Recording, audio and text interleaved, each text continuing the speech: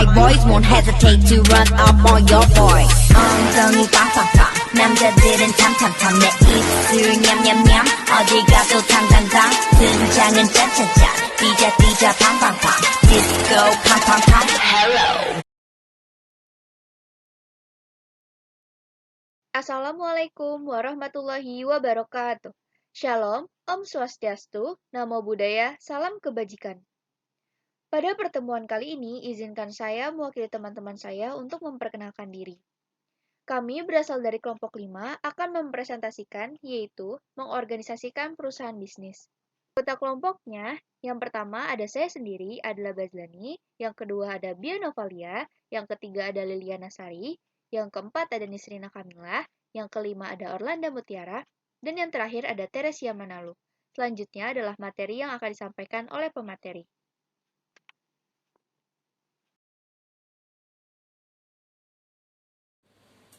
Pengertian organisasi. Organisasi adalah penataan sekumpulan orang secara sengaja bekerja sama guna mencapai tujuan-tujuan tertentu. Nah, kita ambil hal kecil aja nih. Misalnya di institut kita, IPB, ada organisasi BEM, Badan Eksekutif Mahasiswa, ada HIMAPO, Akma Pesa, dan lain-lainnya. Semua dapat dikatakan organisasi karena memiliki 3 sifat organisasi pada umumnya. Tujuan jelas, ada orang-orangnya pasti terstruktur. Di struktur organisasi adalah sebuah spesifikasi pekerjaan yang harus dilakukan di dalam organisasi berserta cara-caranya mengaitkan pekerjaan satu dengan yang lain. Struktur organisasi memiliki fungsi-fungsi yang berbeda, namun memiliki tujuan yang sama. Faktor penentu organisasi yaitu ada tujuan, sesuatu yang ingin dicapai oleh suatu lembaga atau organisasi. Ada misi, hal yang perlu dilakukan untuk mencapai tujuan organisasi atau lembaga. Ada strategi, struktur organisasi yang dibentuk sebagai jalan untuk mencapai tujuan. Ada teknologi, merujuk pada proses serta metode yang mengubah input menjadi output pada organisasi atau lembaga. Rantai komando. Rantai komando adalah hubungan pelapor dalam perusahaan. Nah, kayak kotak-kotak di samping kanan nih. Ini contoh struktur organisasi dalam perusahaan. Apa sih fungsinya? Fungsinya menjelaskan struktur dalam memperlihatkan posisi masing-masing karyawan dalam operasi suatu perusahaan. Departementalisasi. Departementalisasi merupakan cara di mana organisasi dapat memutuskan pola organisasi yang akan digunakan untuk mengelompokkan kegiatan-kegiatan yang bermacam-macam untuk dilaksanakan. Departementalisasi divisional sendiri dibagi atas beberapa macam, yaitu departementalisasi berdasarkan pelanggan. Perusahaan akan melakukan pembagian penjualan produk ke pelanggan. Biasanya ada bagian produk laki-laki ataupun perempuan, ataupun tua dan muda. Contohnya adalah pembagian penjualan produk Rexona. Ada pembagian untuk produk remaja, laki-laki, perempuan, ataupun yang ekstra berkeringat. Dengan dilakukannya pembagian ini, penjualan akan lebih tepat sasaran dan efisien. Terdapat contoh bagan, yaitu bagian produksi PT ABC. Terdapat produk susu, sabun mandi, pasta gigi, dan juga mie instan. Dalam produk sabun mandi, terdapat sabun mandi untuk bayi, anak-anak, remaja, dan juga dewasa. Departementalisasi berdasarkan produk. Perusahaan akan mengelompokkan departemen sesuai dengan kelompok produk yang dihasilkan. Misalnya, pembagian departemen barang untuk mengurusi produksi produk berupa barang, dan departemen jasa untuk menangani produk yang berupa jasa. Keuntungan utama dari jenis pengelompokan ini adalah meningkatnya akuntabilitas terhadap kinerja produk, karena semua pekerjaan dengan sebuah produk tertentu berada di bawah kendali seorang manajer tunggal. Terdapat contoh bagan, yaitu Direktur Utama PT ABC. Terdapat manajer keuangan, manajer produksi, manajer pemasaran, dan juga manajer SDM. Masing-masing dari manajer tersebut membawahi bagian-bagian tertentu, sehingga semua pekerjaan berada di bawah kendali seorang manajer tunggal. Departementalisasi berdasarkan proses. yaitu pembagian departemen berdasarkan proses pengerjaannya. Misalnya, pada perusahaan mebel, dibagi atas divisi untuk pengolahan kayu mentah, divisi pembuatan kursi atau mebel, kemudian divisi pengecatan. Karena tiap proses membutuhkan keterampilan yang berbeda, metode ini dapat menjadi dasar pengategorisasian kegiatan yang homogen. Terdapat contoh bagian departementalisasi proses, yaitu Plan Superintendent. Terdapat Planning Manager, Preparing Manager, Assembling Manager, Lacquering and Sanding Manager, dan juga Finishing Manager. Keuntungannya yaitu lebih efisien dalam hal aliran proses. Kerugiannya hanya dapat diterapkan pada jenis produk tertentu. Nah, selanjutnya terdapat departementalisasi berdasarkan geografi. Apa sih departementalisasi berdasarkan geografi itu?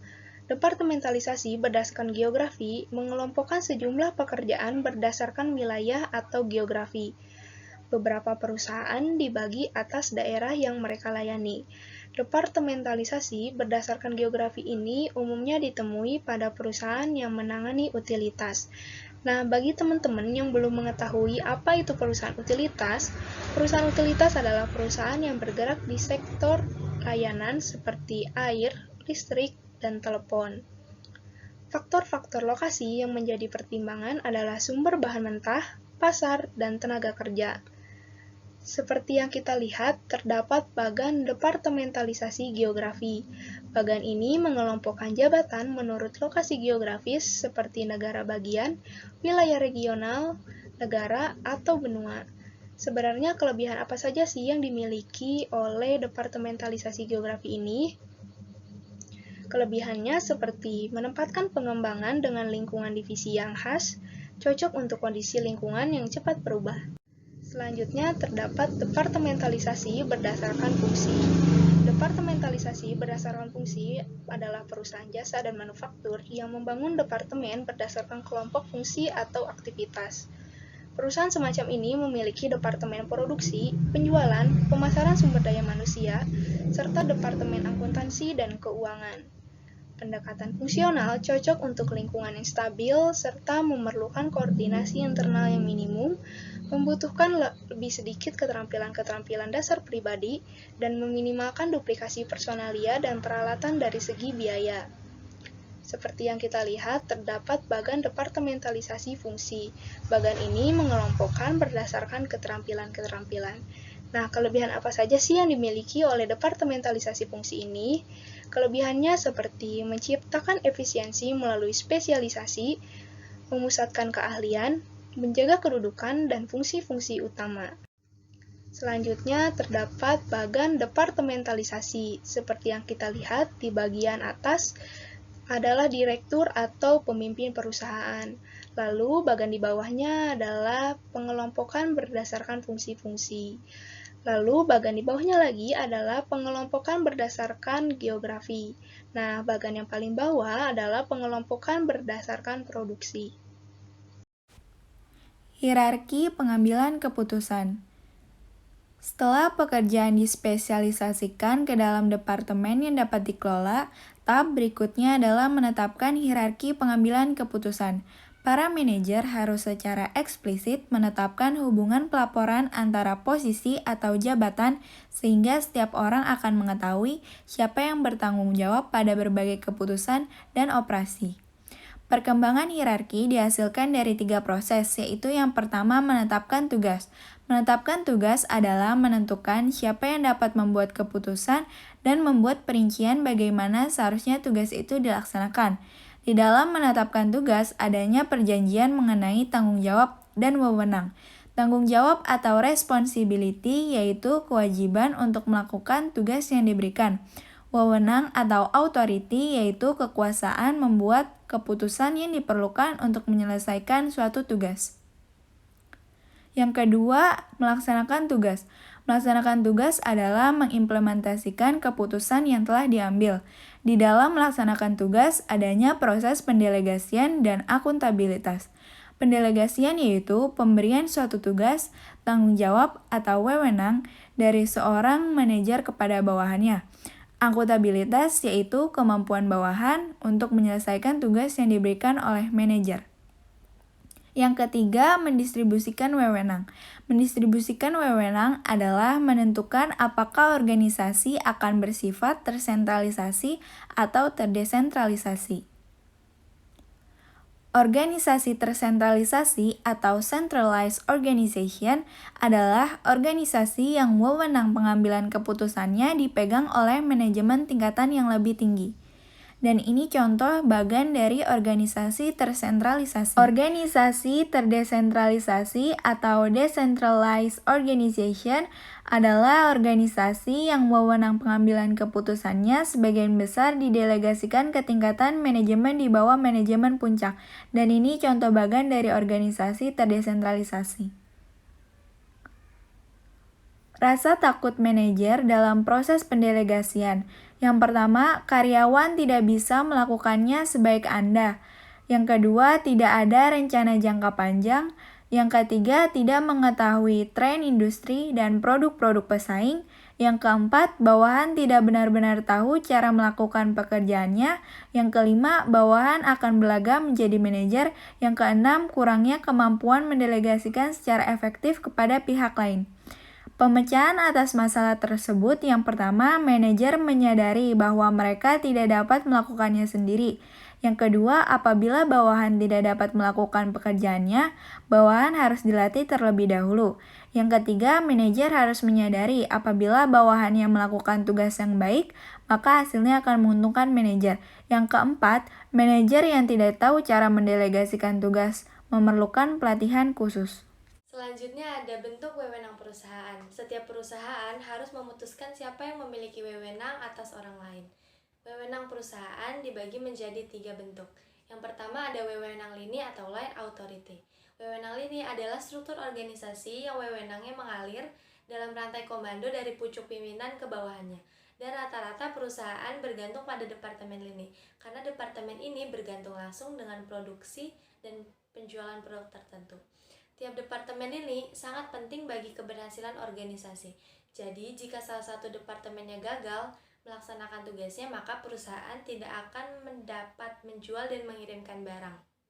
Yang kedua ada wewenang staff atau staff authority. Wewenang ini didasarkan pada keahlian dan biasanya berupa tugas memberikan nasihat kepada para manajer lini. Yang dimaksud dengan staff adalah penasihat dan penyuluh yang membantu departemen lini dalam mengambil keputusan, tetapi tidak memiliki wewenang untuk membuat keputusan akhir. Selanjutnya ada bagian dari wewenang lini dan wewenang staff.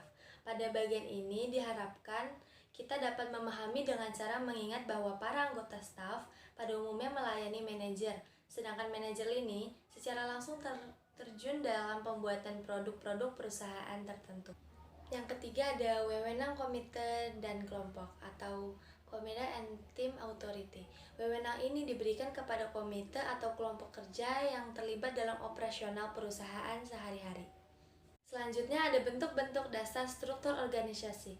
Dasar struktur organisasi terbentuk menjadi 4. Yang pertama ada struktur organisasi fungsional. Struktur organisasi fungsional merupakan struktur organisasi yang digunakan oleh perusahaan kecil atau menengah. Struktur ini terbentuk di sekitar fungsi bisnis, yaitu pemasaran, operasional, dan keuangan, yang wewenangnya ditentukan oleh keterkaitan antara fungsi dan aktivitas kelompok. Manfaat pendekatan struktur ini mencakup spesialisasi di bidang fungsional dan timbulnya koordinasi yang lebih baik di antara mereka. Yang kedua ada struktur organisasi divisional. Struktur organisasi ini menciptakan divisi berdasarkan produk, serta departemen yang memproduksi dan memasarkan produknya sendiri. Setiap divisi biasanya memiliki identitas dan beroperasi sebagai bisnis yang bersifat otonom di bawah naungan korporasi yang lebih besar. Yang ketiga ada struktur organisasi matriks. Struktur organisasi ini dibentuk berdasarkan anggota kelompok yang melapor kepada 2 manajer atau lebih, yang biasanya mencakup seorang manajer lini dan seorang manajer staff. Struktur matriks sangat bergantung pada wewenang komite dan tim. Berikut adalah contoh bentuk struktur organisasi matriks.